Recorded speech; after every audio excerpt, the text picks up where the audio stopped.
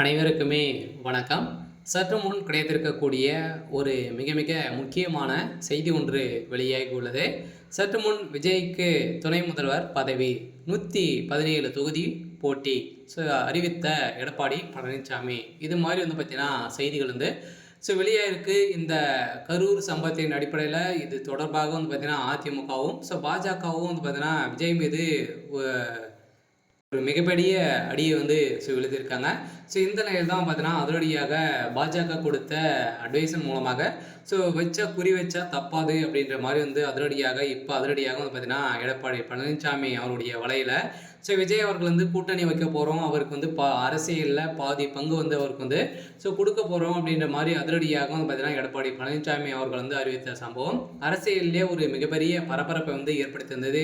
முதல்வர் ஸ்டாலினுடைய கதை ஒட்டுமொத்தமாக முடிந்திருக்கு இல்லையா? ஏற்கனவே ஒரு மிகப்பெரிய நாங்கள் கூட்டணி வைக்க போகிறோம் அப்படின்ற மாதிரி பார்த்தீங்கன்னா எடப்பாடி பழனிசாமி அவர்கள் பிரச்சாரத்தில் ஈடுபட்டு அங்கங்கே பேசி வந்த நிலையில் இப்போ சதுரடியாக பார்த்தீங்கன்னா விஜய் அவர்களுக்கு பாஜக துணை முதல்வர் பதவி கொடுக்க வேண்டும் அப்படின்ற மாதிரி அதிமுகவில் பார்த்தீங்கன்னா ஒரு மிகப்பெரிய சம்பவம் நடந்திருக்கு.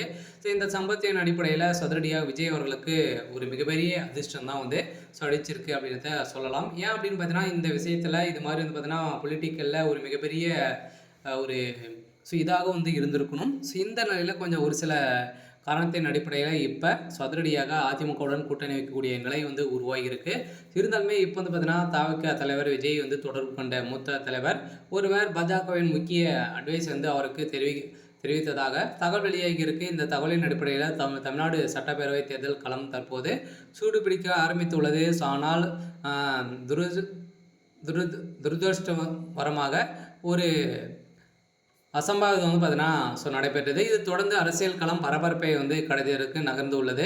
ஆனாலும் பார்த்தீங்கன்னா இந்த தகவலின் அடிப்படையில் சதுரடியாக பார்த்தீங்கன்னா இந்த சம்பவத்தின் கரூர் சம்பவத்தின் அடிப்படையில் இது வரைக்கும் 41 உயிர்கள் உயிரிழந்த சம்பவத்தின் அடிப்படையில் தான் இப்போ அதிரடியாக கரூர் சம்பவம் தேர்தல் அரசியல் எவ்வித தாக்கத்தை ஏற்படுத்தும் என்பதை பொறுத்தவரை பார்க்க வேண்டும். ஆனால் இந்த வைத்து இனி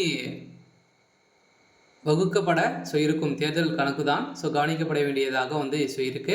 இந்த நிலையில் திமுக தவிக 5 மாதம் சுற்றுப்பயணம் மேற்கொண்டு சிறப்பாக நடைபெற்றிருந்த நிலையில் கரூர் சம்பவத்தின் அடிப்படையில் இதற்கு உறுதுணையாக இருந்தது செந்தில் பாலாஜி அப்படின்ற மாதிரி தெரிய இருந்தாலுமே இப்போ தவிக மீது ஒரு மிகப்பெரிய குற்றச்சாட்டுகள் நீதிமன்றமே சில கேள்விகள்லாம் பார்த்தீங்கன்னா முன்வைத்திருக்காங்க. இதன் அடிப்படையில் அதிரடியாக இப்போ பாஜக டெல்லி மேலிடமே பார்த்தீங்கன்னா விஜய் அவர்களை தொடர்பு கொண்டு இப்போ அதிரடியாக அதிமுகவில் கூட்டணி வைக்க போகிறோம் பேச்சுவார்த்தைகள் நடந்திருக்கு. பார்த்தீங்கன்னா விஜய் அவர்களும் அதிரடியாக அறிவிப்பும் கொடுத்துருக்காரு. இருந்தாலுமே என்ன நடக்க போகுது அப்படின்றத நம்ம வெயிட் பண்ணி பார்க்கலாம். இது மாதிரி செய்திகளை தெரிஞ்சுக்கணும் அப்படின்னா மறக்காமல் நம்மளுடைய சேனலை சப்ஸ்கிரைப் பண்ணி சப்போர்ட் பண்ணுங்கள். தேங்க்யூ.